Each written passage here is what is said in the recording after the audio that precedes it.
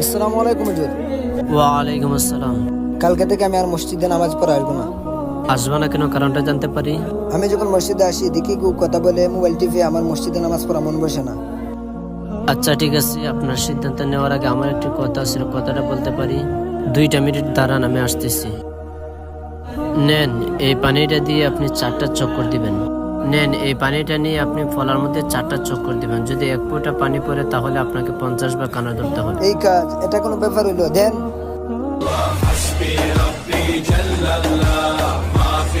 দেন ইমাম সাহেব, আমি 4টা চোখ করে দিয়েছি, একটা ফুটাও পানি পড়ে না। মাশাল্লাহ। এখন বলেন তো, আপনি যে 4টা চক্কর দিচ্ছেন, কে দুনিয়াবি কথা বলছে, কে গ্রাম নিয়ে কথা বলছে? আপনি কোনো কিছু বুঝতে পারছেন? আরে ইমাম সাহেব, আমার নজর তো ছিল পানির মধ্যে। কে কথা বলছে, কে মোবাইল টিপছে, আমি কিভাবে জানবো?